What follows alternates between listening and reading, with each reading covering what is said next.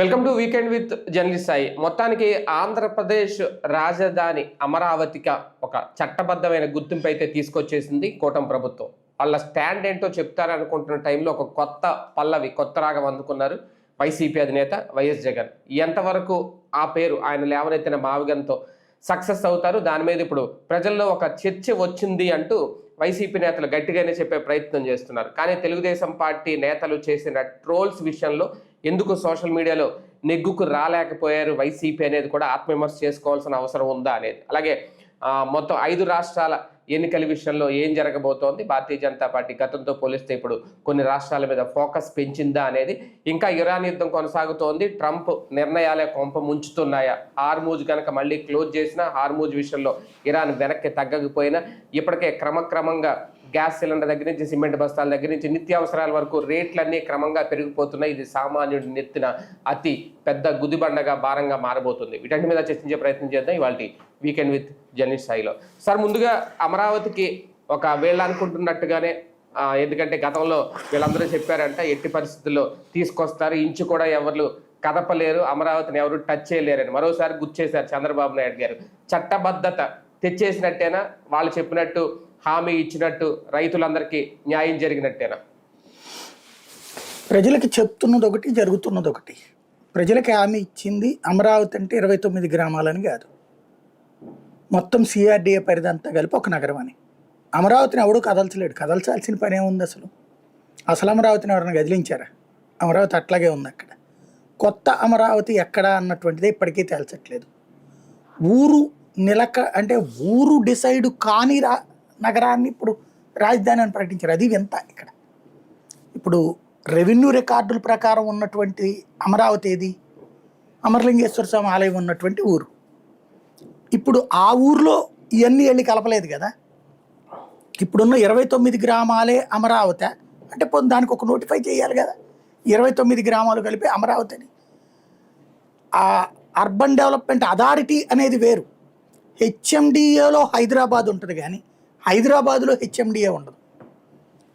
కూడా ఇది Kadapa urban development authority, దాంట్లో కడప ఉంటుంది, కానీ కడపలో కూడా ఉండదు. అట్లాగే సిఆర్డిఏలో అమరావతి ఉంటుంది, కానీ అమరావతిలో సిఆర్డిఏ ఉండదు. ఇది గుర్తుపెట్టుకోవాల్సింది. ఇప్పుడు అమరావతి నగరం ఎక్కడా? ఇది ప్రధానమైనటువంటి చర్చ జరగాల్సింది. కానీ మనం ఇక్కడ ప్రజల్ని తప్పుదోవ పట్టించేటటువంటి చర్చలోనే నడుస్తున్నాం. అమరావతి ఉండాలి, అమరావతికి చట్టబద్ధత రావాలి అంటే చట్టంలో రాయడం కాదు, ఆ రాసిన చట్టం ఇక్కడ గ్రౌండ్లో ఉండాలి. ఎక్కడ అమరావతి అన్నది? విజయవాడ గుంటూరులతో కూడింది అమరావతి అన్నది నోటితో చెప్తున్నాం, పేపర్లో ఇప్పటికీ కాలం రాస్తున్నాం అమరావతి అన్నటువంటి పేరుతో. కానీ విజయవాడగానే ఉంది, గుంటూరుగానే ఉంది. అంటే కేవలం మౌఖికంగా ఒక అమరావతి నగరాన్ని సృష్టించి ఇది రాజధాని ఎవడు కదపలేరంటే ఎట్లా సాధ్యం అవుతుంది? అంటే ఎందుకు సార్ సిఆర్డిఏ ఏర్పాటు చేసింది? ఎందుకు సిఆర్డిఏ మీద ఒక చట్టం చేసింది? ఎందుకు, దేనికోసం చేశారు? అమరావతి క్యాపిటల్ రీజనల్ డెవలప్మెంట్ అదట, ఆ ప్రాంతం మొత్తం అభివృద్ధికి. మరి అప్పుడు అది రాజధాని అని అనుకోకూడదా? ఎట్లా అంటారు? నేను అనేది ఇప్పుడు తుడా ఉంది, కుడా ఉంది, హుడా ఉంది, ఇవన్నీ అవి రాజధానే? దాన్ని రాజధాని అంటారా? దాన్ని అంటారా? మీరే చెప్పండి. నాకు తెలియకడుగుతాను. హెచ్ఎండిఏ ఉంది కదా, హెచ్ఎండిఏని రాజధాని అంటామా? హైదరాబాద్ని రాజధాని అంటామా? Bengaluru urban development authority office రాజధాని, బెంగళూరులో ఉన్నటువంటి సచివాలయం రాజధాని? అది చెప్పండి. హైదరాబాద్లో సెక్రటేరియట్ క్యాపిటలా, హెచ్ఎండిఏ కార్యాలయం క్యాపిటలా? ఏది క్యాపిటలు? అసలు ఇట్లాంటి భ్రమ ఎందుకు కల్పిస్తున్నారు నాకు అర్థం కావట్లేదు. రాజధాని అంటే ఒక నగరం కావాలి కదా. నగరం పేరు నోటితో చెప్తున్నాం, నగరం ఎక్కడుందో చూపించట్లేదు. అదిగో అదే నగరం, ఇదే నగరం, ఇవన్నీ నగరం అనుకోండి అంటున్నాం. ఇది ఎక్కడ కరెక్టు? ఇదివరకు చట్టబద్ధత లేదన్నప్పుడు చట్టబద్ధత ఉందన్నారు. మరి ఇన్ని సంవత్సరాలు మనం ఆ రోజున మాట్లాడినప్పుడు బోల్డ్ అంతా ట్రోల్ చేశారు, చట్టబద్ధత ఎందుకు లేదని చెప్పేసి. మరి ఇప్పుడు ఎందుకు చట్టబద్ధత తీర్మానం చేశారు? మరి ఆ రోజునే చట్టబద్ధత ఉంటే ఇప్పుడు గెజిట్ అయిపోయింది, ఇదిగో నోటిఫై అయిపోయింది, అందులో ఉంది ఇందులో ఉంది చూడు అన్నారు. మరి ఇప్పుడు ఎందుకు చేశారు మరి చట్టం? ఇన్ని రోజులు ప్రజలను మోసం చేసినట్టే కదా. ఇప్పుడు కూడా నగరం లేకుండా అమరావతిని రాజధాని అంటున్నారు.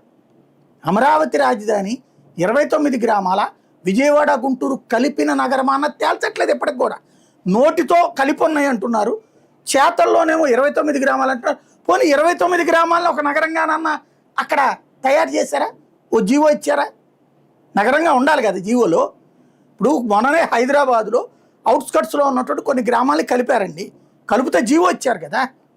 అట్లాగే ఇప్పుడు విజయవాడ గుంటూరులో కూడా అవుట్స్కట్స్లో ఉన్నటువంటి కొన్ని పంచాయతీలు తీసుకొచ్చి కలిపారు వీటిట్లలో. మరి వాటిని అప్పుడు నగరం అన్నారు కదా కలిపినప్పుడు. అప్పుడు వాటికి ఊరు పేరు విజయవాడ అని వచ్చినట్టే కదా.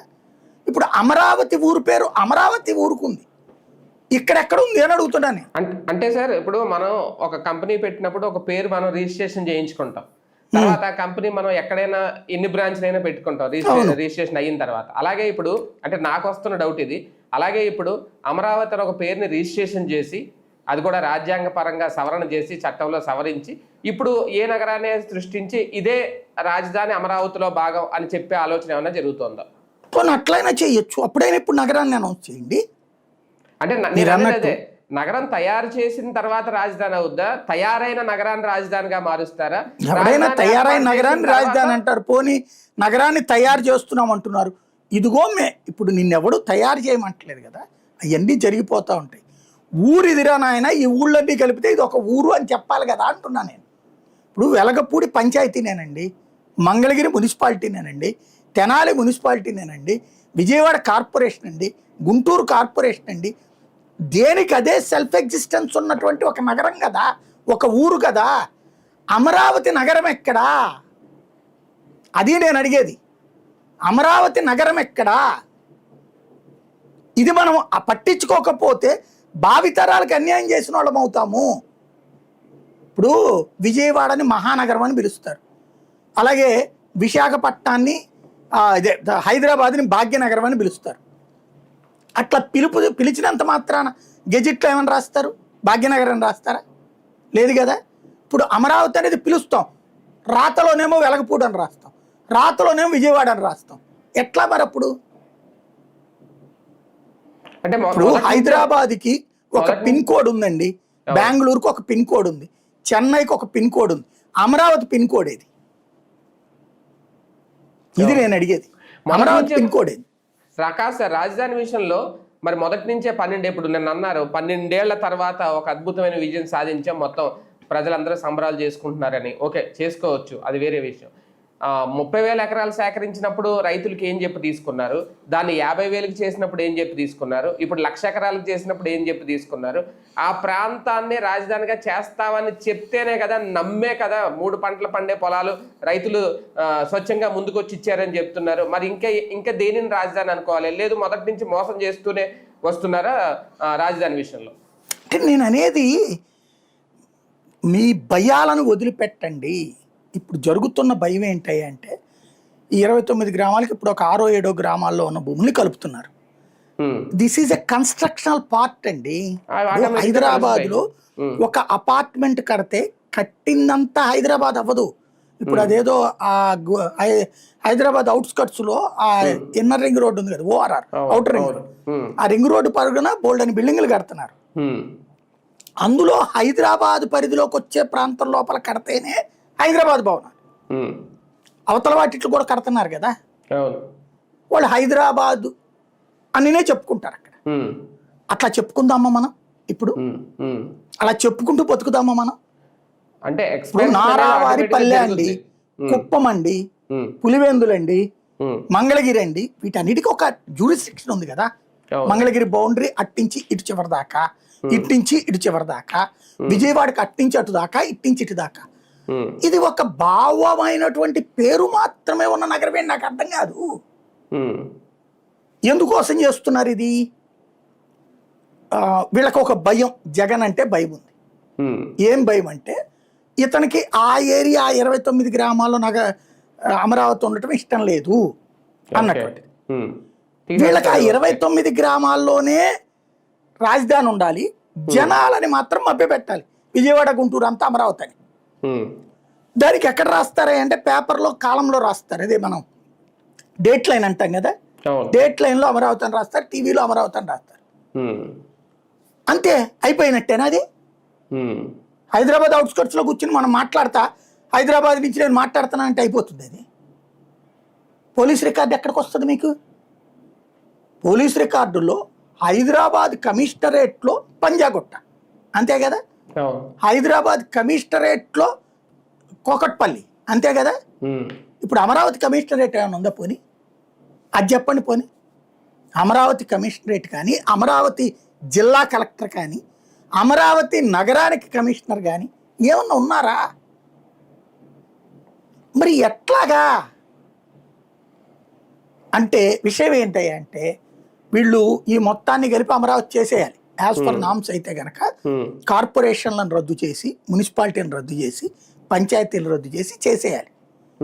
వీళ్ళ భయం ఏంటంటే అది చేసేస్తే రేపు పొరపాటు నీళ్ళు ఓడిపోతారేమో, ఆ భయం ఉంది వీళ్ళని వెంటాడుతోంది. ఓడిపోతే జగన్ వచ్చి అమరావతిని మార్చలేడు ఈసారి, కానీ ఆ ప్లేస్ మార్చి అతనే చెప్పినట్టు మచిలీపట్నంలో కట్టుకుంటాడు సెక్రటేరియట్, విజయవాడలో కోర్టు కడతాడు. ఇప్పుడు ఈ కోర్టు ఎట్లాగే ఉంచుతాడు హైకోర్టు. తర్వాత శాసనసభను తీసుకొచ్చి దీని దగ్గర పెడతాడు గుంటూరు దగ్గర. ఆ ఊరు ప్రజలు వద్దంటారా? గుంటూరులో అసెంబ్లీ పెడతానంటే మచిలీపట్నంలో సెక్రటేరియట్ కడతానంటే వద్దంటాడా ఎవరన్నా? ఇట్లాగా నగరం విస్తృతం అయిపోతుంది. విస్తృతం అయిపోతే ఇక్కడ రెండు రకాలు, ఒకటి జగన్ ముద్ర పడిపోతుంది, తమ ముద్ర పోతుంది. ఇక్కడ ఏంటంటే వీళ్ళిద్దరి మధ్యన ఇగో క్లాష్. అదే ఇప్పుడు కేసీఆర్, అప్పుడు కేసీఆర్ వాళ్ళు ఏమనేవాళ్ళు, మేం గట్టించిన సెక్రటేరియట్లో నువ్వు ఉంటున్నావు రేవంత్ అనేవాళ్ళు, అంతే కదా? కిరణ్ కుమార్ రెడ్డి, రాజశేఖర్ రెడ్డి కట్టించిన ఇంట్లో ఉండటం ఇష్టం లేక వదిలేశాడు కేసీఆర్, ప్రగతి భవన్ కట్టుకున్నాడు. అప్పటిదాకా ఆయన అడుగు పెట్టలా ఇంట్లో, ఆయన ఇంట్లోనే ఉన్నాడు. తర్వాత సెక్రటేరియట్ కూడా తను కట్టించుకున్నాక వచ్చి ఉన్నాడు ఆయన, గుర్తుంది కదా?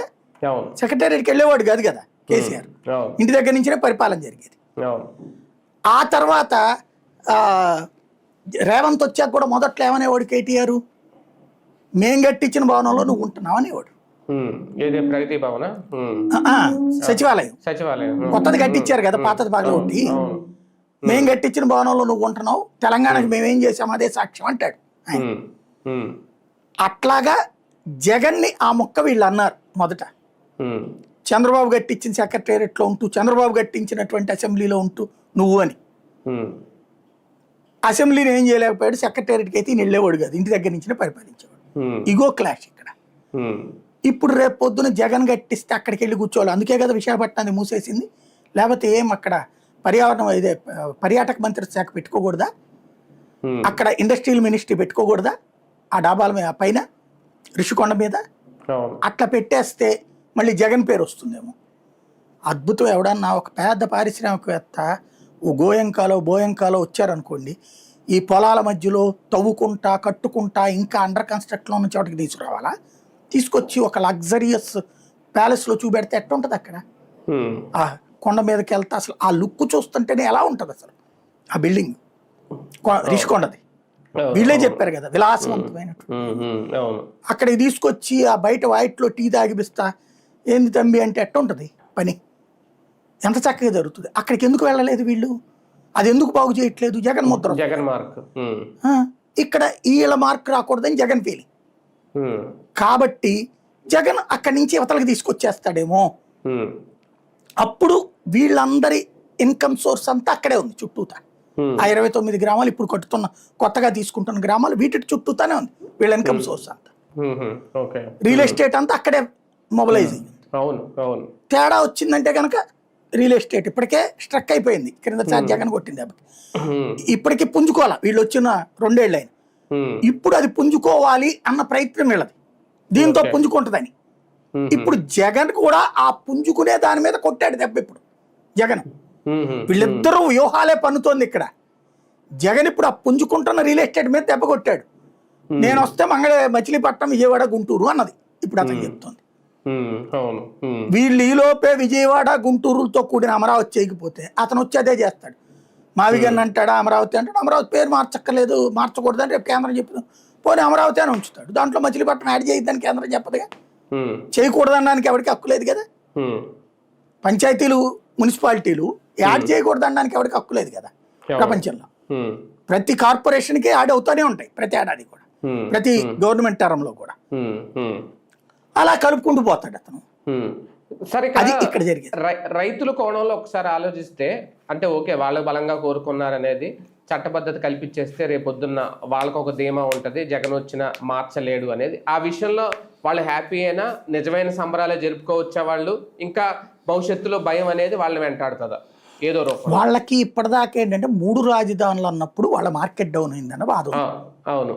ఉమ్, ఇప్పుడు అక్కడి నుంచి కదల్చలేరు, సరే వాళ్ళ ఎదుగుదల ఏంటి అన్న బాధ వాళ్ళకి ఎప్పటికీ ఉంటుంది కదా. అట్లాగే అదే అదే. ఉమ్, ఇప్పుడు సమస్య ఏంటి అంటే ఊరి చివర ఊరి మధ్య అండి.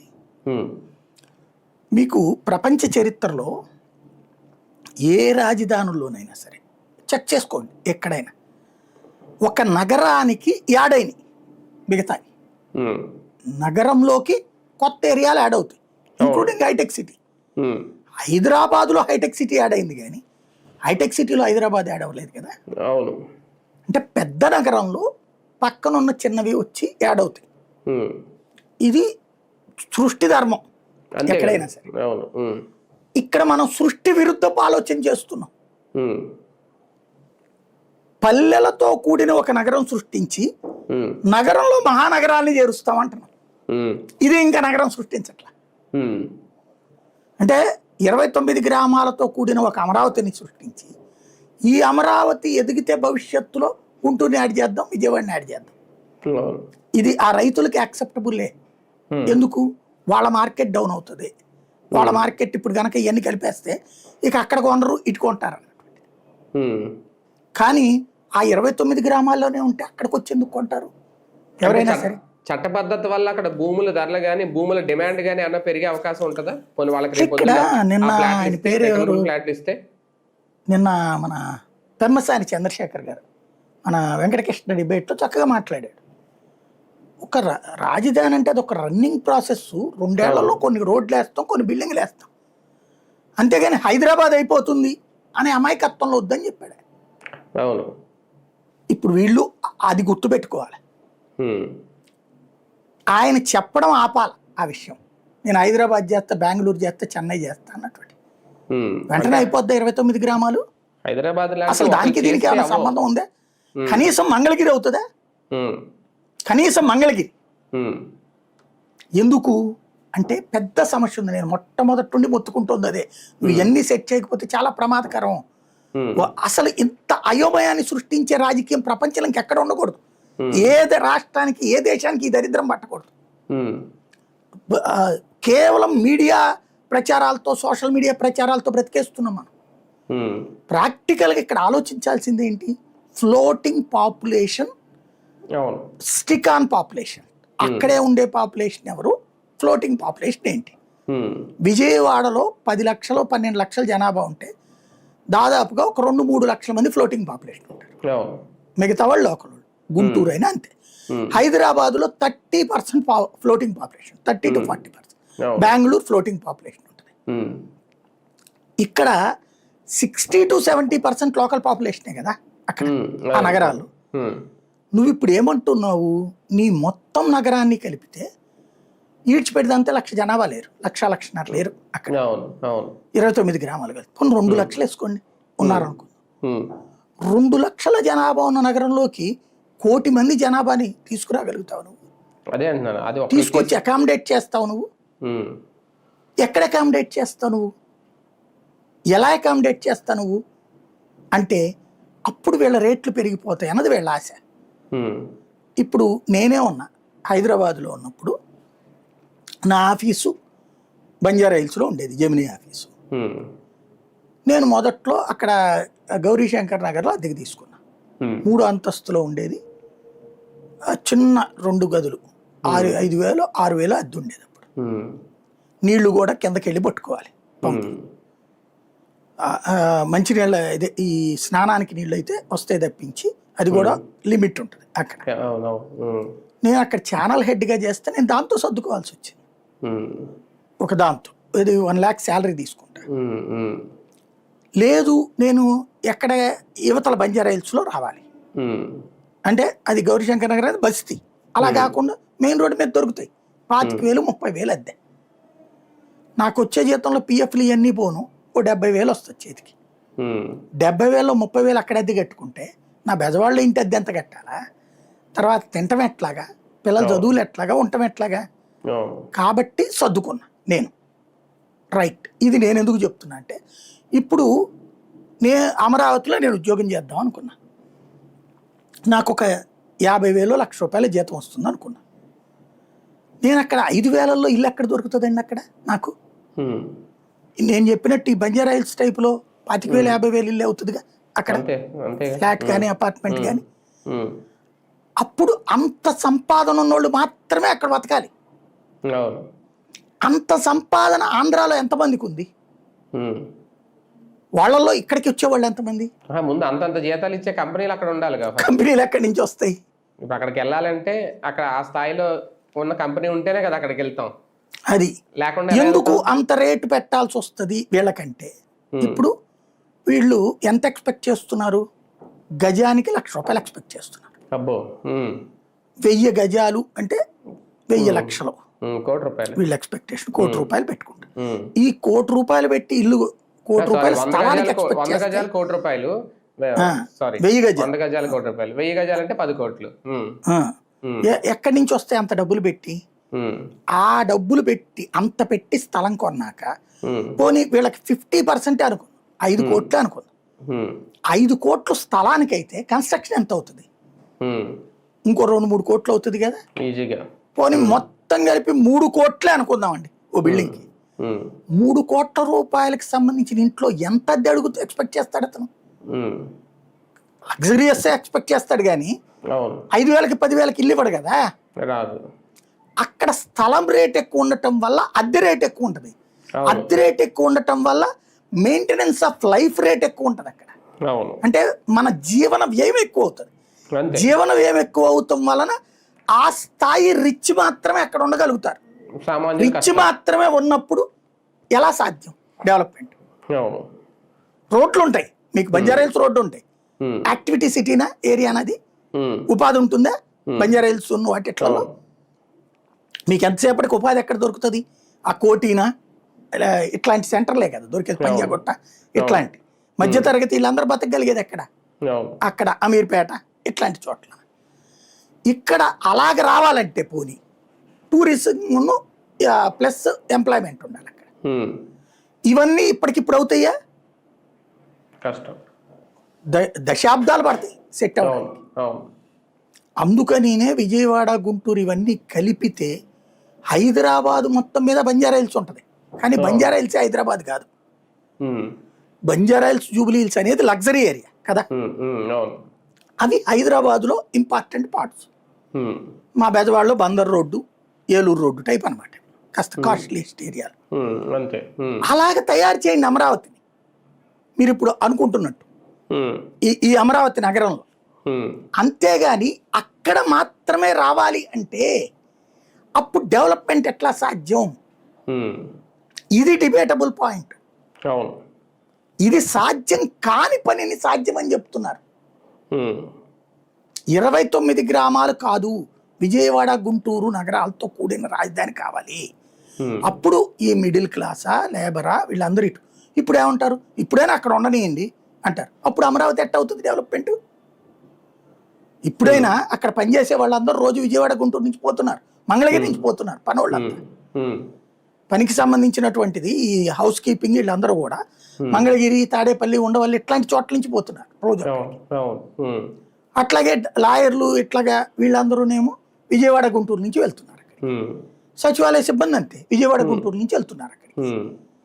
ఇంకోటి ఈవెన్ అక్కడ ఉండాలనుకున్న వీళ్ళందరూ ఫర్ ఎగ్జాంపుల్ ఒక సిటీలో ఉంటారా పల్లెటూరులో ఉంటారా?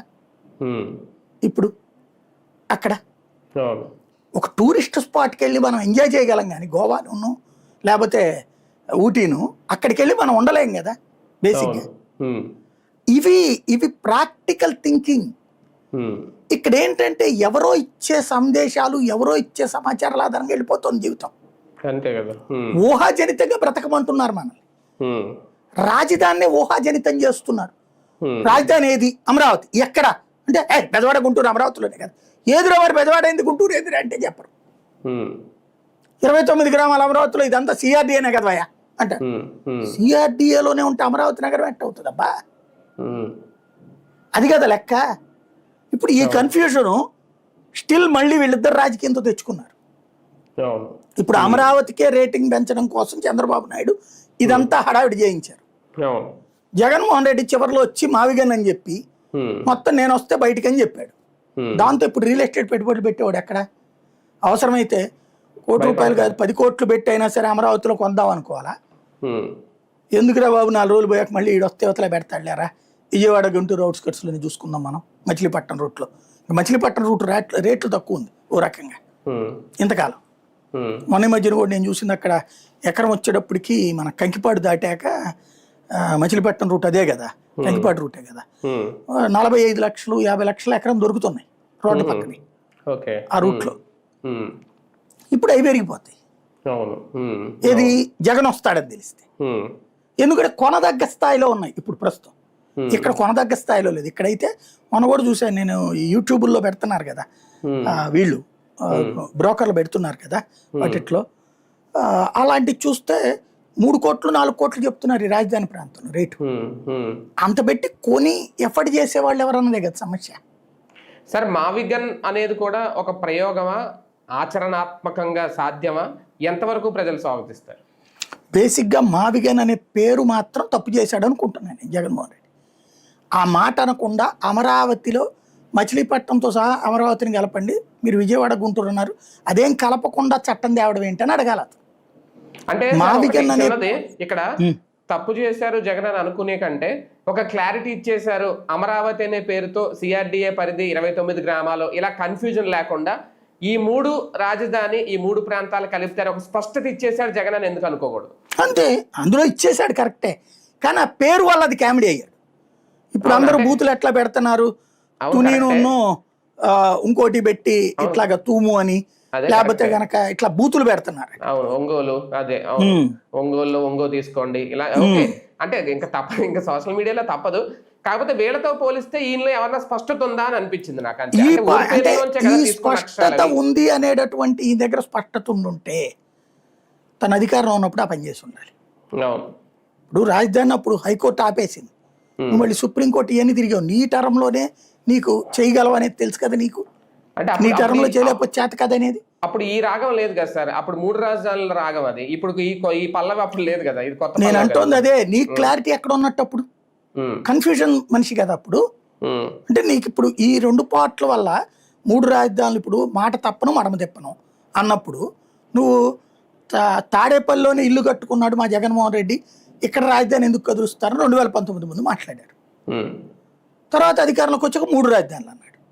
ఫస్ట్ అమరావతి అన్నాడు, తర్వాత అమరావతిని తీసుకొచ్చి తాడేపల్లిలో కలుపుతున్నాడు, తర్వాత అదే తాడేపల్లిని కార్పొరేషన్లో కలుపుతున్నాడు, తర్వాత గుంటూరు కార్పొరేషన్లో కలుపుతా అన్నాడు. జీవోలు కూడా ఇచ్చారు కదా. ఆ తర్వాత కోర్టుల్లో క్యాన్సిల్ అవ్వడం వల్ల ఆగిపోయినాయి. ఆ తర్వాత 3 రాజధానులు ఎత్తాడు, మధ్యలో తీసుకొచ్చి మంగళగిరి దగ్గర పెడతానన్నాడు, అది చేయలేదు.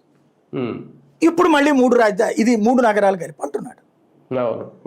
ఇంత కన్ఫ్యూజన్ ఎందుకు మరి నీకైనా సరే? నువ్వు కన్విన్స్ చేయాల్సింది ఒక నగరం ఆ రాజధానికి సంబంధించి ప్రజల్లో ఒక ఆతృత ఉంది విడిపోయిన తర్వాత అన్నది. ఆ ఆతృతని అడ్రస్ చేసే విధానంలో పిల్లతనం కనిపించకూడదు, ప్రొఫెషనలిజం కనిపించాలి. ఇక్కడ పిల్లతనంగా కనబడుతుంది. ఇన్ని డెసిషన్స్ ఉండకూడదు కదా. అంతే, ఇన్ని డెసిషన్స్ ఎందుకు తీసుకుంటావు నువ్వు అన్నట్టు? ఎస్, మేము తాడేపల్లి కార్పొరేషన్గా చేస్తలేదు, అమరావతి కార్పొరేషన్లో తాడేపల్లి కలుపుతున్నాం, ఎనఫ్. ఎందుకంటే అది ఉట్టి ఆ ఊర్లో అయితే కష్టమయ్యా, అది దాంట్లో మేము నిదానం గుంటూరు కూడా కలుపుతాం, ఎనఫ్ అయిపోయింది కదా, అక్కడతో సరిపోయేది కదా, చేసి ఉండాల్సింది కదా. రాజధాని విషయంలో చంద్రబాబు గారు ప్రకటన చేసిన, జగన్మోహన్ రెడ్డి ప్రకటన చేసిన ఇద్దరు ప్రకటనలో గుంటూరు విజయవాడ అనేది కీలకంగా కనిపిస్తున్నాయి. అవి లేకుండా రాజధాని లేదు అని చెప్పడానికి ఇద్దరు భయపడుతున్నారు. నోటితో చెప్తున్నారు, చేతల్లో ఇద్దరు మోసం చేస్తున్నారు గుంటూరు విజయవాడ. ఇప్పుడు జగన్ అధికారంలోకి వచ్చినప్పుడు ఈ కలిపేసి ఉంటే జగన్ వీరుడు అయ్యేవాడు, ఇవాటికి ఈ ప్రాంతంలో ఓడిపోయేవాడు కాదు కదా.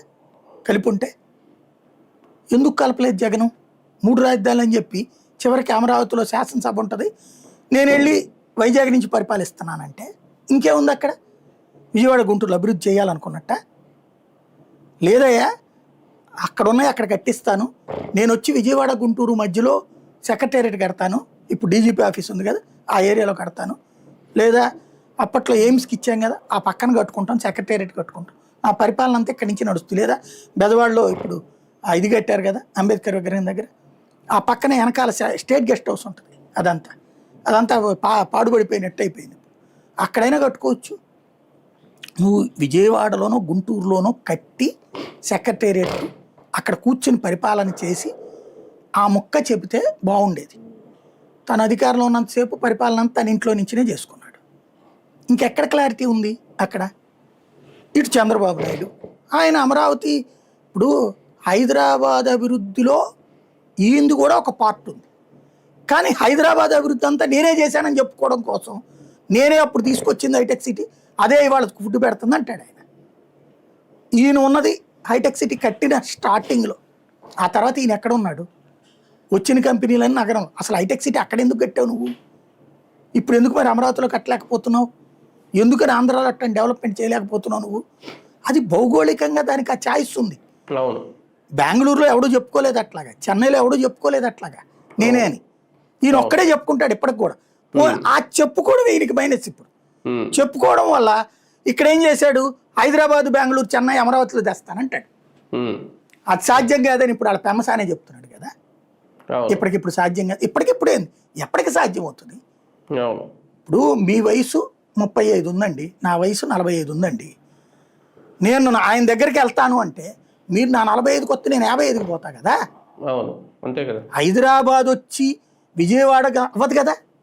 విజయవాడ హైదరాబాద్ అవ్వచ్చు, హైదరాబాద్ ఏం విజయవాడ అవ్వదు కదా. అమరావతి హైదరాబాద్ అయితే హైదరాబాద్ బాంబే అవ్వదా?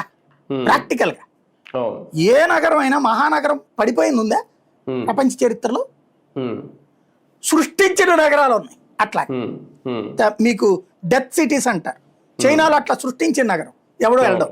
రాయ్పూర్ ఎవడో బోడు, నయా రాయ్పూర్, నయా గాంధీనగర్ ఎవడో బోడు. గురుగావ్ అక్కడ కట్టినా కూడా అక్కడ వెళ్తుంటారు వచ్చేస్తుంటారు అంతే. సెటిల్డ్ సిటీస్ కాదవి. సెటిల్డ్ సిటీ అనేది పెద్దది ఎప్పుడైనా సరే. ఇక్కడ మనం గుర్తుపెట్టుకోవాల్సింది అది. అమరావతి సెటిల్డ్ సిటీ కావాలంటే విజయవాడ గుంటూరు కలపాలి. అక్కడ తేడా వస్తుంది అది. కానీ రేపొద్దున్న ఎన్నికల్లో ప్రజల దగ్గరికి వెళ్ళాలంటే ఇద్దరికి విజయవాడ గుంటూరు పేర్లు లేకుండా సక్సెస్ అవ్వలేని పరిస్థితి వాళ్ళే సృష్టించుకుంటున్నారా? అంటే సింపుల్ అండి. రేపు ఎలక్షన్ టైంకి తెలుగుదేశం ఏమి వెళ్తుందంటే, నేను ఈ మొత్తాన్ని కలిపినే రాజధాని అంటున్నాను, అవును జగన్ మావిగన్ అంటున్నాడు, మచిలీపట్నం కలపడం అంటాడు, అదేం చేయలేక చేతకాక నేను ఉంటేనే అమరావతి హైదరాబాద్ అవుద్దని చెప్తారు చంద్రబాబు గారు. ఫస్ట్ 5 ఏళ్ళు అది అయిపోయింది, ఈ 5 ఏళ్ళు అది అయిపోయింది. అప్పుడు ఏ జగన్ కుట్రలు వేయలేదుగా 19 ముందు, మరి ఎందుకు పూర్తి కాలే అప్పుడు? ఇప్పుడు జగన్ కుట్రలు చేస్తున్నా, ఏం కుట్రలు చేస్తున్నాడు? వేరే చోట అంటున్నాడు కానీ అక్కడేమో ఆపట్లేదుగా. నీ కన్స్ట్రక్షన్స్ అయిపోతున్నాయి కదా. అయిపోతే జరిగేది ఏంది అంటే 4 బిల్డింగ్లు ఇనాగరేషన్ చేస్తారు 2029 నాటికి. ఇదిగో ఈ మహా బిల్డింగ్లు కట్టాం కాబట్టి అయిపోయింది అంటారు. రోడ్లు వేస్తారు కొన్ని, అయిపోయింది చూసుకోండి అని చెప్తారు. కొంచెం ఆ విజువలైజేషన్ వీళ్ళకి బాగా తెలుసు కదా, అది చేస్తారు. ఇది అయిపోయింది, ఇది సక్సెస్ కావాలంటే జనాలు బాగా రావాలంటే నేను ఉంటేనే, జగన్ వస్తే మళ్ళీ దీన్ని చెడగొడతాడని చెప్తాడు. జగన్ ఏమంటాడు? ఇప్పటికి ఎన్ని కోట్లు పోసారు? 50,000 కోట్లు 60,000 కోట్లు పోసారు. జనం ఎక్కడ ఉన్నారు అక్కడ? ఏముందో బిల్డింగ్లు కట్టాడు కరెక్టే, ఏమన్నా సెటిల్ అవుతున్నారు అక్కడ జనం? విజయవాడ గుంటూరు వాళ్ళకి అన్యాయం చేశాడు. నేను మచిలీపట్నం విజయవాడ గుంటూరు కలిపితే రాజధాని అన్నాను, ఇప్పటికే 50,000-60,000 కోట్లు అప్పు చేశాడు, ఇంకా సెట్ కావడానికి ఇంకో 2 లక్షల కోట్లు అవుతుంది. కాబట్టి నేను మచిలీపట్నం విజయవాడ గుంటూరులో కలిపినటువంటిది రాజధానిలో, అది కూడా అక్కడ ఉంచి అక్కడ ఉంచుతానని కూడా అండవు. ఈ మూడింటి కలిపిన రాజధాని నా లక్షణం అంటాడు. జనాలు అప్పుడు ఏది చూస్ చేసుకోవాలి? ఇక్కడ అమరావతిని చూస్ చేసుకునే వాళ్ళు, జగన్ చూస్ చేసుకునేవాళ్ళు. మొదట కామెడీగా అనిపించిన జగన్ది ఈ 3 కలపాలనే కదరా చెప్పేది అని ఇప్పుడు జనం అంటున్నారు, బిగిన్ చేశారు. అదే సందర్భంలో విజయవాడ గుంటూరు కలుపుతానని కలపని చంద్రబాబు నాయుడు ఆలోచన జగన్కి తెచ్చింది. కలిపేస్తే కూడా ఉండదు. ఎప్పటికైనా విజయవాడ గుంటూరును అమరావతిలో కలిపేస్తే చంద్రబాబు నాయుడు సక్సెస్ అవుతారు. నోటితో కాదు, చేతలతో అమరావతి నగరంగా ప్రకటించాలి. దాన్ని దీని దగ్గరికి పంపించి దానికి ఒక పిన్ కోడ్ ఇప్పించి విజయవాడ ఎన్నిటినీ కూడా రద్దు చేసేయాలి.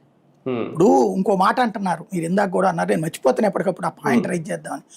అదేది సిఆర్డిఏ పరిధిగా అంటే ఒకటే కదా అని. తెనాలి సిఆర్డిఏ పరిధిలో ఉంది, ఏం అభివృద్ధి చెందింది? మంగళగిరి సిఆర్డిఏ పరిధిలోనే కదా ఉంది, ఏం అభివృద్ధి చెందింది? మరి ఎందుకు అభివృద్ధి చెందాలి? బెదవాడలాగా అవ్వలేదే తెనాలి, గుంటూరులాగా అవ్వలేదే మంగళగిరి కదా. మరి ఇవన్నీ సిఆర్డిఏ పరిధిలో పల్లెటూళ్ళు ఉన్నాయి కదా, అవన్నీ కూడా BGTM Vijayawada, Guntur, Tenali municipality urban development authority పరిధిలో బోల్డ్ అని పంచాయతీలు ఉన్నాయి కదా, ఇవన్నీ అయిపోయినాయా డెవలప్మెంట్?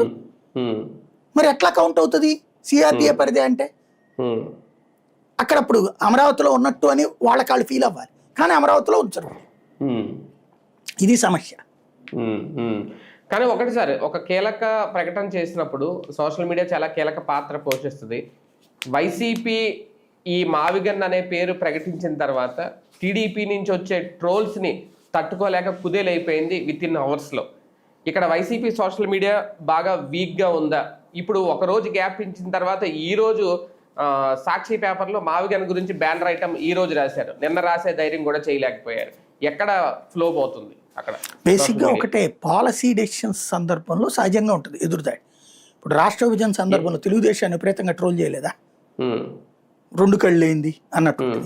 మరి అదే తెలుగుదేశం అధికారంలోకి వచ్చిందే. మామూలుగా అసలు ఆ రోజునైతే కాంగ్రెస్ వాళ్ళు హైయెస్ట్, బీఆర్ఎస్ వాళ్ళు సూపర్ ఫాస్ట్ కదా, వాళ్ళే కదా ట్రోల్ చేసింది విపరీతంగా. కానీ తెలుగుదేశం అధికారంలోకి వచ్చిందే, కాంగ్రెస్ సర్వనాశనం అయిందే. బీఆర్ఎస్ కోరుకున్నట్టు ఇప్పుడు ఆంధ్రప్రదేశ్లో కూడా ఏం కాలేదు అప్పుడు. కాబట్టి తాత్కాలిక విమర్శలు ఇది నడుస్తుంది. ఇప్పుడు ఇంతకుముందు కాంగ్రెస్ని ఫుట్బాల్ ఆడేసేది బీఆర్ఎస్ సోషల్ మీడియాలో. కాంగ్రెస్కి అసలు పెద్దగా ఉండేది కదా సోషల్ మీడియాలో, కానీ గెలుపు కాంగ్రెస్కి వచ్చింది కదా. సోషల్ మీడియా ద్వారా ఎవరిని సంతృప్తి పరుస్తామంటే మన మీదన దెబ్బదెగలు ఉన్నటువంటి వాడు మానసిక సంతృప్తి చెందుతాడు. ఇవన్నీ చూసినప్పుడు ట్రోల్స్. మన మీద ప్రేమ ఉన్నటువంటి వాడు తిట్టుకుంటాడు, మన పట్ల సానుభూతి వ్యక్తం చేస్తాడు. అంతేగాని మన కోసం సపోర్టింగ్ ఏం రాడు. అక్కడ వచ్చే బ్యాచ్ ఉంటారు, అది సపరేట్గా ఉంటుంది. పబ్లిక్ ఆలోచనలు ఇన్ఫ్లుయెన్స్ జగన్కి తెలియక చేసి ఉంటాడంటారా? కామెడీ, ఇది కామెడీగా చేసి ఉంటాడంటారా? ఈ టైంలోనే ఎందుకు వ్యతిరేకించాడంటారు జగన్? ఇంత సెషన్ జరుగుతుండగా, లోక్సభ రాజ్యసభలో అందరూ అటుకు మద్దతు ఇస్తుండగా అదే ఒక డైవర్షన్ గేమ్ అయింది. రెండవ వెర్షన్ చూపించడం ఇక్కడ, రెండో కోణం. అదే కదా ప్రతిపక్షం అంటే. జగన్మోహన్ రెడ్డి మెడికల్ కాలేజీలు తెచ్చాడండి, దాంట్లో చంద్రబాబు రెండో కోణం ఏం చూపెట్టాడు? అవి వేస్ట్ అని.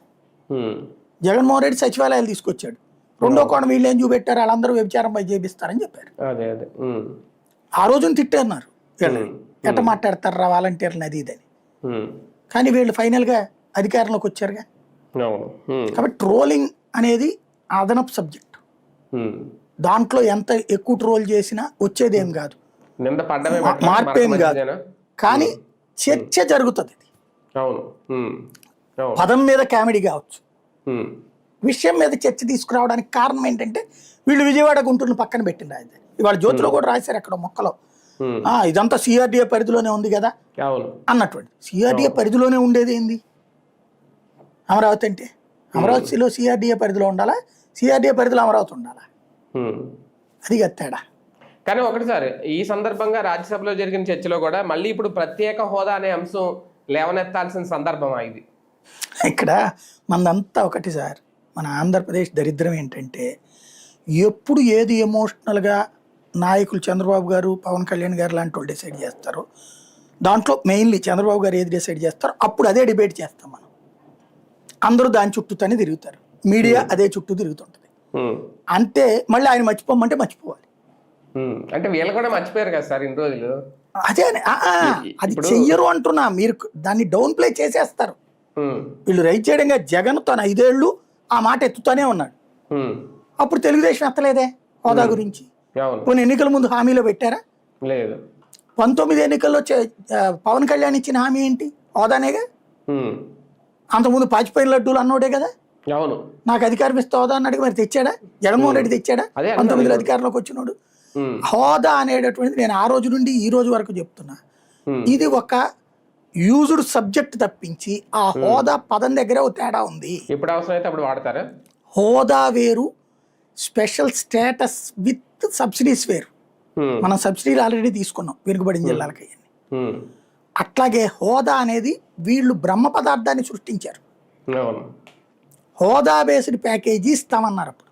ఉమ్, మన్మోహన్ సింగ్ ఆ మాట చెప్తే అది పొరపాటు అన్నాడు, హోదా హోదానే అని చెప్పారు అప్పుడు కాంగ్రెస్ వాళ్ళు. ఉమ్, నరేంద్ర మోడీ స్పీచ్ ఇస్తే హోదా బేస్డ్ ప్యాకేజీ అని, ఉమ్, వెంకయ్య నాయుడు గారు దాన్ని కవర్ చేశారు, లేదు లేదు హోదానే అనేసి. 5 ఏళ్ళు కాదు 10 ఏళ్ళు అన్నారు. ఉమ్, తర్వాత ప్యాకేజీనే ఇచ్చారు వాళ్ళు. ఉమ్, ఆ ప్యాకేజ్ తీసుకుని వాడేసుకున్నాం మనం. ఉమ్, రెవెన్యూలో ఆ ప్యాకేజీలో వన్ ఆఫ్ ద పార్ట్. అవును. అది తెలుగుదేశం టైంలో కొంత ఆపితే వీళ్ళు అది వద్దన్నారని ఉమ్, జగన్ వచ్చాక తీసుకున్నాడు ఆ డబ్బులు.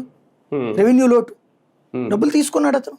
ఉమ్, కాబట్టి కొన్ని పదాలు కేవలం ప్రచారం కోసం మాత్రమే నడుస్తుంది. ఇంకోటి అయ్యే కాదు, ఆస్తుల విభజన గురించి ఎవడన్నా మాట్లాడాడని తరపతి చేసిన వాళ్ళు, రాష్ట్రం మీద ప్రేమ చూపించినోడు 2 లక్షల కోట్ల ఆస్తులు రావాలి ఆంధ్రాకి, అవును. 5 పైసలు తేల్చలా. ఉమ్, అట్లాగే గోదావరి కృష్ణా దాటిలకు సంబంధించి ఈ రోజు వరకు క్లారిటీ లేదు. ఉమ్, నీళ్ళ హక్కులకు సంబంధించి అవును. నోటి మాటలతో నడుస్తుంది. అంతే. మనకేంటంటే నువ్వు తిన్నట్టు నేను పెట్టినట్టు అంతే. ఉమ్, ఉమ్, నాకు కోపం వచ్చిన రోజు, నాకు బీజేపీ మీద కోపం వచ్చిన రోజు మళ్ళీ అప్పుడు తీసుకొస్తా నేను హోదా. ఉమ్, వెంటనే వచ్చేస్తారు న్యాయ పోరాటాలు, శాంతి పోరాటాలు, లేకపోతే ధర్మ పోరాటాలు ఇవన్నీ. ఉమ్, ఉమ్, 5 ఏళ్ల పాటు ధర్మ పోరాటాలు చేసిన చంద్రబాబు గారు 10 ఏళ్ల పాటు తర్వాత వదిలేసి జగన్ టైంలో నవంబర్ 1న ఇది పెట్టాడు, అవతరణ దినోత్సవం జరపమన్నాడు. కాకపోతే ఆ హైదరాబాద్ ఇది తెలంగాణ టైపులో ఘనంగా కాకుండా రాష్ట్రంలో జరిపించాడు అవతరణ దినోత్సవం. ఉమ్, ఆయన అది పెట్టాడు కాబట్టి అది చంద్రబాబు చేయలే 5 ఏళ్ళు ఉమ్, చేయకుండా న్యాయ పోరాటం ధర్మ పోరాటం అంటూ ఆవిర్భావ దినోత్సవం విడిపోయిన జూన్ 2న చేయలేదు, ఆ రోజున మన నవంబర్ 1ని చేయలేదు, ఉమ్, అంతకుముందు కలిసి ఉన్నటువంటి సందర్భంలో. ఉమ్, ఇప్పుడు ఏమంటున్నారు, పొట్టి శ్రీరాములు గారు ఆత్మత్యాగం రోజున చేస్తానంటే, ఎందుకు క్రిందసారి జగన్ అది చేశాడు కాబట్టి. అది అవును. ఉమ్, అతను పొట్టి శ్రీరాములు గారిని గుర్తు చేసుకునేందుకు ఆ రోజున అవతరణ దినోత్సవం పెట్టాడు ఆయన. ఉమ్, కాబట్టి ఈయన ఇప్పుడు పొట్టి శ్రీరాములు గారికి సంబంధించిన విగ్రహం పెట్టించడం కానీ ఇది ఉమ్, ఇదంతా ఆయా వర్గాల్ని సంతృప్తి పరిచే చర్యలుగా ఉంది, కానీ రాష్ట్రం మొత్తాన్ని ఒక బాధ్యతాయుతమైన దిశగా తీసుకెళ్లే పరిస్థితుల్లో లేరు. అది కాకపోతే ఎవరు అవసరానికి వాళ్ళు వాడుకుంటున్నారు దీన్ని కూడా. రైట్ సార్, ఒకప్పుడు ఫైనల్గా మొత్తం దేశవ్యాప్తంగా ఇప్పుడు జరగబోతున్న 5 రాష్ట్రాల ఎన్నికల్లో ఎన్నికల ఫేవర్ వచ్చేసింది. ఇంక రేపు 9వ తారీఖున, అలాగే ఈ నెలలో ఎన్నికల 5 రాష్ట్రాల్లో 2 మినహాయిస్తే అస్సాం ఎలాగా భారతీయ జనతా పార్టీ ఓకే మళ్ళీ అక్కడ గెలుస్తుందా లేదనేది ఒకటి. కానీ ఈసారి అదనంగా తమిళనాడు, వెస్ట్ బెంగాల్ మీద భారతీయ జనతా పార్టీ ఒక ప్రత్యేక ఫోకస్ పెట్టినట్టు కనిపిస్తుందా? అంటే కొన్ని రివ్యూలు కూడా కొన్ని సర్వేలు కూడా ఆ దిశగానే కనిపిస్తున్నాయి. ఏమైనా చేంజ్ అవుతుందా? ఇప్పటిదాకా సర్వేలన్నీ చెక్ చేస్తుంటే అస్సాంలో మళ్ళీ బీజేపీ గవర్నమెంటే వచ్చేటట్టు కనబడుతుంది. అస్సాం ఓకే.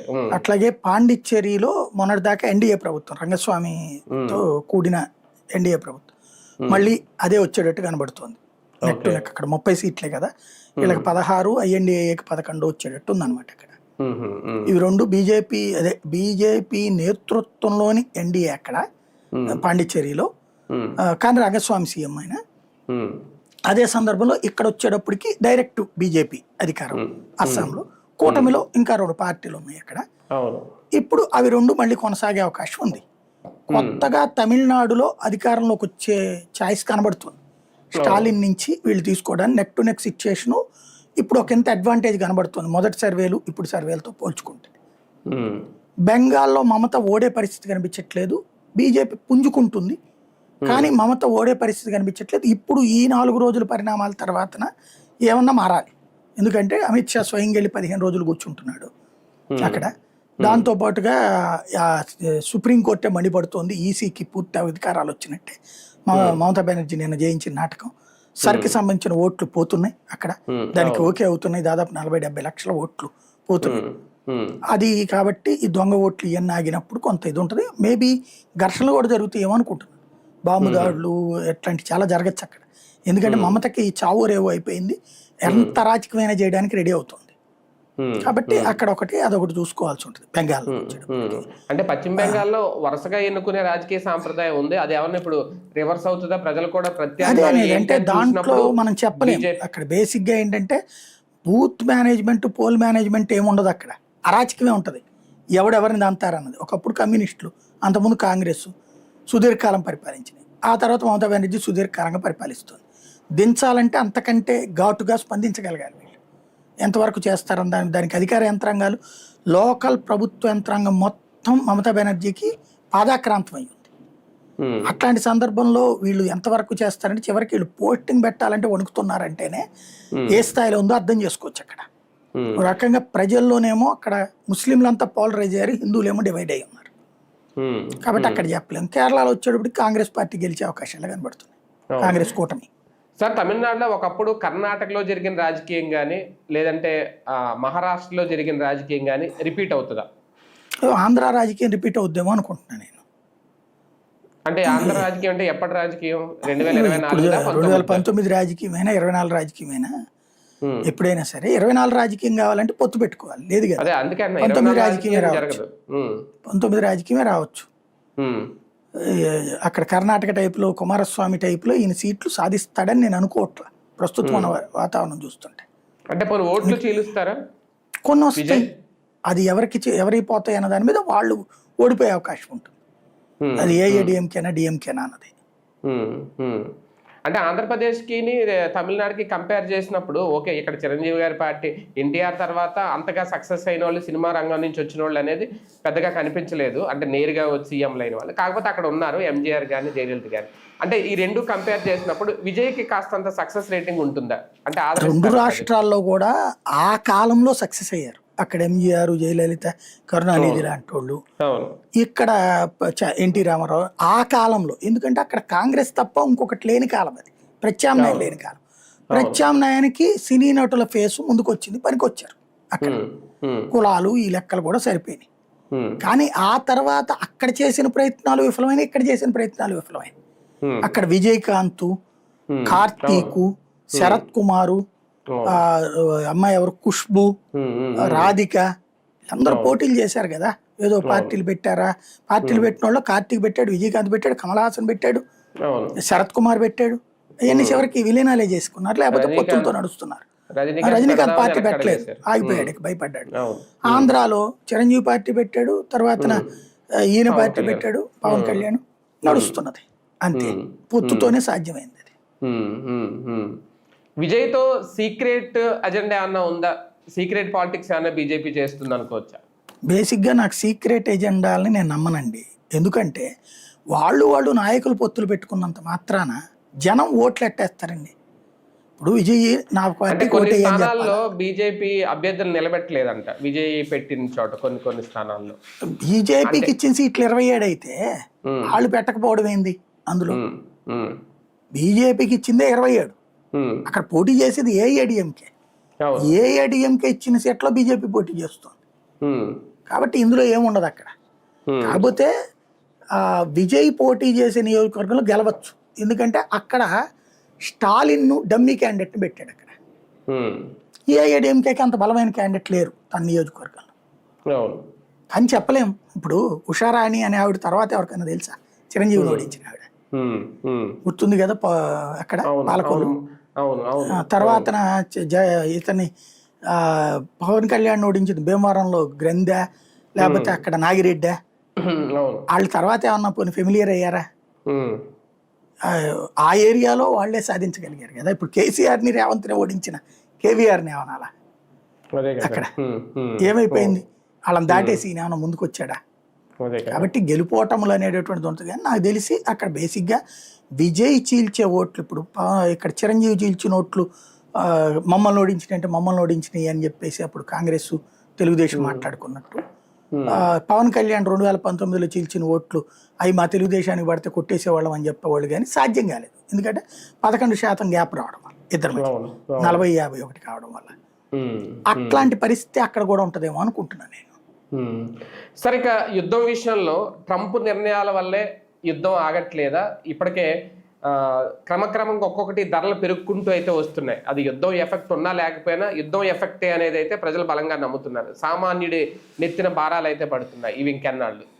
అంటే యుద్ధానికి సంబంధించి ట్రంప్ పాత్ర కంటే కూడా ట్రంప్ అనే అతని యొక్క చపల చిత్తాన్ని వాడుకుంటోంది ఇజ్రాయెల్. నిజంగా చేస్తున్నది అక్కడ యుద్ధం ఇజ్రాయెల్. కృష్ణుడి పాత్ర పోషిస్తుంది ఇజ్రాయెల్. ఇప్పుడు యుద్ధం చేయకపోతే ఎవరి జీవితం వాళ్ళు జీవితారు. ఏది పాండవులు కౌరవులు వాళ్ళు ఇంకొకళ్ళని ఎవరినన్నా రాజుల్ని జయించి గెలుచుకుని చేసుకోవచ్చు. సోదరులతోనే యుద్ధం ఎందుకు జరిగింది? అట్లాగే ఇప్పుడు ఇజ్రాయిల్ అమెరికాని ముందు పెట్టి యుద్ధం చేస్తుంది. ఇరాన్కి ఇజ్రాయెల్కి ఓ చావు కదా ఉంది.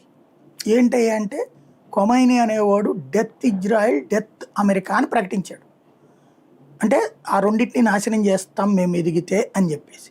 ఎదిగితే నాశనం చేస్తామంటే ఎదిగేదాకా చూస్తూ ఊరుకుంటారా?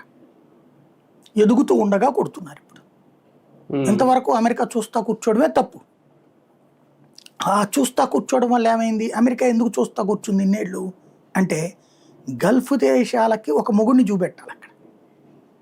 మీరు ఒకసారి గుర్తు తెచ్చుకుంటే ఒక 10 ఏళ్ల క్రితం గల్ఫ్ దేశాలని మీటింగ్ అయ్యి OPEC countries, OPEC plus countries అంటే రష్యా, ఇవి కూడా ఆయిల్ ప్రొడక్షన్ కంట్రీస్, వీళ్ళందరూ మీటింగ్ అయిపోయి మాకు ఈ ఆయిల్ తీయడానికి అవుతున్న కాస్ట్ పెరిగిపోతుంది, బ్యారెల్ ధరలు ప్రతి ఏడాది కూడా 5% చొప్పున పెంచుకుంటూ వెళ్తామని నిర్ణయం తీసుకుని ఇప్పుడు $100 తీసుకెళ్ళిపోయారు అని వచ్చేసారు ఆయిల్.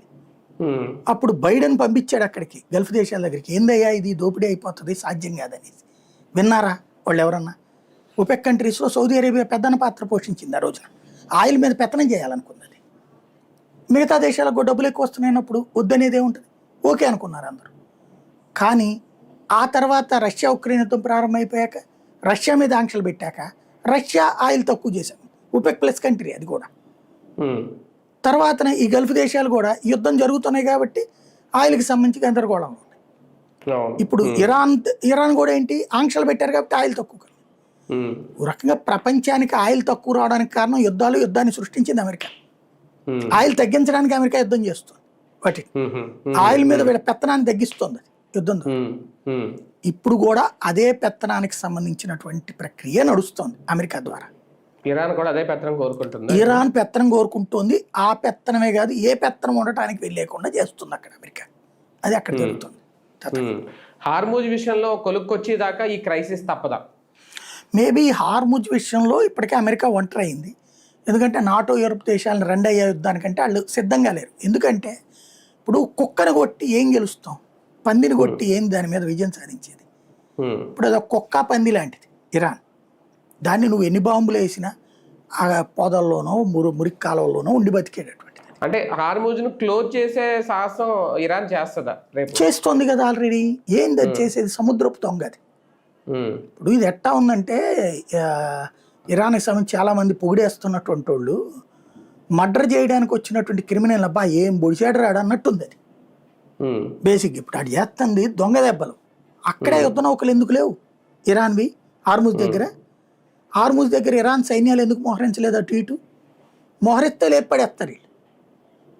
చేస్తున్నది ఏంటంటే నీ షిప్ వస్తూ ఉంటుంది, ఈ క్రిమినల్స్ కొంతమంది ఉంటారు కదా, దాన్ని ఏమంటారు ప్రొఫెషనల్ క్రిమినల్స్, దూరం నుంచి కాలుస్తారే, అట్లాగే వీళ్ళు ఏ చాట్ నుంచినో డ్రోన్తో పేలుస్తారు, చాట్ నుంచి వచ్చి మిస్సైల్తో పేలుస్తారు, లేదా ఆత్మాహుతి దాడి చేసుకుంటారు వచ్చి, అలాగే షిప్పులు నాశనం చేస్తుంటారు.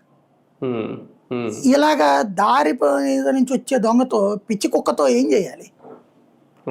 పిచ్చి కుక్క ఎంట పడతా ఉంటే మనకి ఓపిక చచ్చిపోతుంది, మధ్య మధ్యలో కరిస్తేస్తా ఉంటుంది. అది ఒక పిచ్చి కుక్క ఇరాన్ అని. ఆ పిచ్చి కుక్కని ఇప్పుడు మచ్చిక చేసుకునే ప్రయత్నం చేస్తున్నారు బిస్కెట్లు ఎట్టి, నువ్వు కరవక తల్లి అని. ఇప్పుడు 60 దేశాలు కలిసి మీటింగ్ పెట్టుకుని వాళ్ళందరూ కలిసి ఇప్పుడు ఒప్పందం ఏందయ్యా అంటే ఒక బ్యారెల్కి $1 వాడికి ఇచ్చేటట్టు. ఇది ఆ విధంగా యుద్ధంలో అమెరికా ఓడినట్టు ఇరాన్ బెదిరింపుకి. అది ఈ ధరల ప్రభావం యుద్ధం అయ్యేది వరకు కొనసాగుతుందా సార్? ఇంకా అది పూర్తిగా నిత్యావసరాల మీద కూడా పడుతుందా? ఇదే కంటిన్యూ చాలా ఉంటుందండి. రాబోయే రోజులు చాలా గడ్డు కాలం. ఇది 2 ఏళ్లలో సెట్ అయితే బతుకుతాం సంతోషం, లేకపోతే చెప్పలేము. పక్కన ఆర్టిఫిషియల్ ఇంటెలిజెన్స్తో కోట్ల రూపాయల జీతాలు తీసుకునే వాళ్ళు ఉద్యోగాలు పోతున్నాయి. అది ఇంకా ఇంకా పెరిగే అవకాశమే ఉంది. అంటే దీన్ని కూడా ఒక ఉక్రెయిన్ రష్యా యుద్ధం లాగా ఇది కూడా అలా నెలల తరబడి సాగుతుంది అని అనుకోవచ్చా? అది ఉంటే ప్రాబ్లం లేదు. ఇప్పుడు రష్యా ఉక్రెయిన్ యుద్ధం వల్ల మనకు పెద్ద లాస్ ఏం కాల, వాళ్ళు కొట్టుకు చేస్తున్నారు ఆయుధాలు. కానీ దీని వలన ప్రపంచానికి సంక్షోభం కదా, అదే ఆయిల్ ప్రొడక్షన్ ఆగిపోయి దీని ఇంపాక్ట్ ప్రపంచం మొత్తం ఫేస్ చేస్తుంది. రాబోయే రోజుల్లో ఇప్పటికే మనకి మైసూరు బజ్జీ, గారె, దోశ ఇట్లాంటివి ఆపేశారు బళ్ళ దగ్గర. కానీ దాదాపుగా 40% బళ్ళు ఆగిపోయినాయి ఇప్పటికే. పునుగులు వేసేవాళ్ళు అట్లాంటి వాళ్ళు అందరూ. అవును, చాలా మంది ఉపాధి కోల్పోతున్నారు. ఇప్పుడు ఉప్మాలు, పొంగళ్ళు, ఇడ్లీలు ఇట్లాంటి వాటి వరకే నడుస్తుంది. ఇళ్లలో ఇప్పుడు గ్యాస్ ఇప్పుడు ఉన్నటువంటి వాళ్ళు చేతనైతే దాన్ని ఏమంటారు, ఎలక్ట్రిక్ పొయ్యలు, తర్వాత ఎలక్ట్రిక్ కుక్కర్లు ఇట్లాంటివి తెచ్చుకుని పెట్టుకుని జాగ్రత్త గ్యాస్ని అత్యవసరమైతేనే వాడుకునేలా పెట్టుకుంటే బెటర్. రాబోయే 5-6 నెలల దాకా క్లారిటీ లేదు పరిస్థితి ఏంటనేది. ఎన్ని నౌకలు వచ్చినా ఇంకా అంతేనేమో అంతే గ్యాస్కి సంబంధించి. రైట్ రైట్ చూద్దాం. మొత్తానికి యుద్ధం విషయంలో అయితే క్లారిటీ అయితే రావట్లేదు. సామాన్యుడు విలవెల్లాడుతున్న పరిస్థితి అయితే వచ్చేసింది ఈ యుద్ధం ఎఫెక్ట్ వల్ల. దీనికి కారణం ఏంటి అనేది ఇంకా భవిష్యత్తులో తేలాలి. ఇక ఆంధ్రప్రదేశ్ రాజకీయాల విషయంలో క్లారిటీ వచ్చేసినట్టేనా? అమరావతి రాజధానికి చట్టబద్ధతకు సంబంధించి అంటే కూటమి అయితే అదే చెప్తుంది. కానీ కొత్త పల్లెం అందుకున్నారు జగన్. అది ఎంతవరకు ప్రజల్లోకి వెళ్తుంది, ప్రజలను ఆలోచింపజేస్తుంది, రేపు అదే ఎన్నికల అజెండా అవుతుందా జగన్కి? ఇవన్నీ వేచి చూడాల్సిన అంశాలు. ఇది వాటి వీకెండ్ విత్ జర్నలిస్ట్ సాయి.